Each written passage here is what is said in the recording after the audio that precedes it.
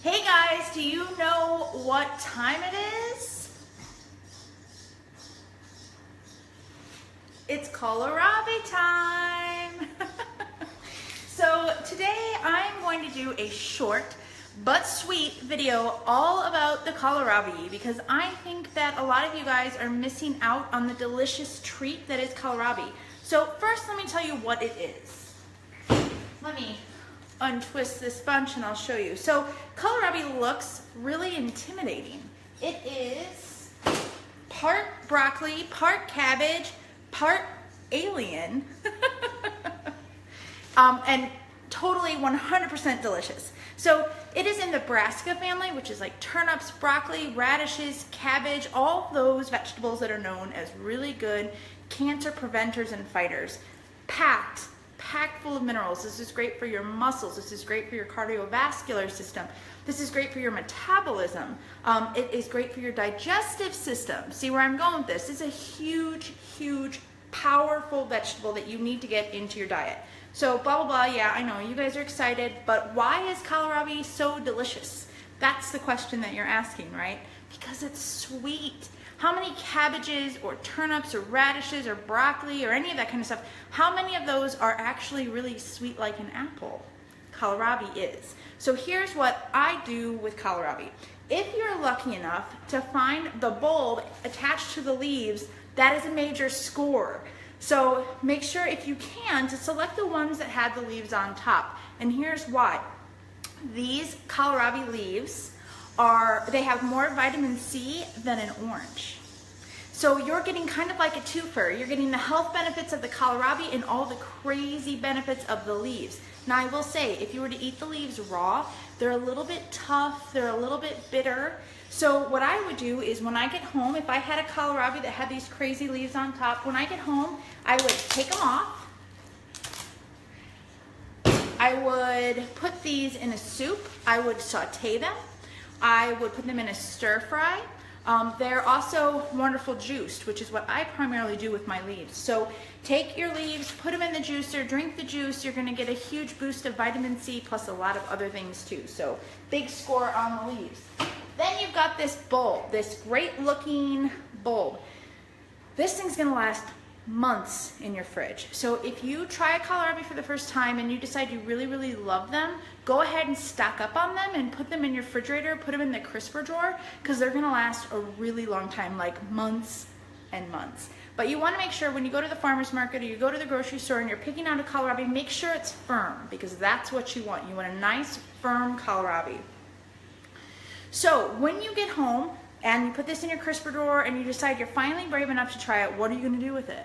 Well, this is why Kohlrabi is so awesome, because not only can you eat this raw, but you can also cook it. That's why I call it's the paleo potato, because when you cook a Kohlrabi, it takes on this wonderful starchy consistency like a potato, but without all the carbs.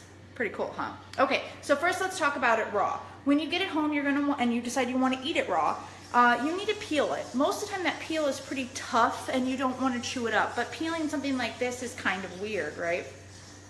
A vegetable peeler probably isn't going to work. So what I like to do is I'll chop the bottom off. And I got an example here. I would just chop the bottom rooty part off, if you see that. So chop that off so that you have a flat surface. And then, juggling my Kohlrabi, then take your sharp knife and you're just gonna cut it down the side. Just cut each side. So you can kind of see I started doing that right here for you. Then what you're gonna get is this solid bulb of Kohlrabi. And you can just slice it up into little pieces like this. It's delicious. It's sweet. I kind of think of it as like a sweet radish. It doesn't have the heat or the bite of a radish, but it's that same texture. It's really good. So think about just using that, and you can use it in dip, or you could dip it in ranch and have it as a snack. It's delicious with a mandolin or shaved right on top of a salad. You can grate this with carrots and make a slaw, which is really, really good. So there's a lot of options that you can do with it raw. If you're going to cook it, what I like to do, and one of the first things we ever did with Kohlrabi because we weren't sure what to do with it, is we would peel it and then we would just slice it into rounds like this. We'd put it in a pan with a little bit of olive oil and fry it until it was brown on both sides. a little bit of salt and pepper, a little bit of Parmesan cheese, and it was so delicious. The other thing you can do is grate this in a food processor or on the side of a box grater and make hash browns out of it, which is really delicious as well. But I think my all-time favorite thing to do when I'm cooking kohlrabi is to make soup with it. So there's a soup at Olive Garden, not sure if you guys are familiar with it, it's called Zuppa Toscano soup, and it's this creamy based soup that has kale and sausage and potatoes. But what I do is I cut my potato content in half, so I'll put 50% potatoes and 50% kohlrabi, and you cannot tell the difference. But I'm having a little less carbs and a little more vitamins with the kohlrabi, and it soaks up that creamy, spicy broth, and it's delicious. So any soup that you would put potato in, consider cubing this up and putting your kohlrabi in. Finally, the other thing that I think I'm gonna try, I haven't tried this yet, but one of my customers just told me they cut it up into pieces, they fried it in a pan with a little bit of butter until it started to brown, then they put some sugar on top. Stick with me, I know this sounds absolutely crazy. I thought so too till I looked at the recipe. Put a little bit of sugar on top till it starts to caramelize and brown even more, and then a little sprinkle of cinnamon, and it's like a dessert. I'm thinking it's gonna end up tasting like apple pie. I don't know, we'll see. We'll see. So that's some ideas on what you can do cooked with kohlrabi. I'm going to put down in the comments when I get home. I'm not home, I'm in our pack shed on the farm. But when I get home, I'm gonna put some comments or put some recipes down in the comments below. One of my all-time favorite recipes, I tell all my customers about this. I think you can even pick up the recipe at the farmer's market. I print it off. It's called a kohlrabi and carrot fritter. And so what you're gonna do is grate some carrots, grate some kohlrabi, mix it with egg and flour, and make little pancakes. And you fry them in the pan until they're lightly browned. And then you make this delicious lemon and rosemary cream sauce that goes on top. But they're so sweet, I think they'd actually be really good with Funk's Grove maple syrup too, like breakfast. Delicious, I can't recommend it enough.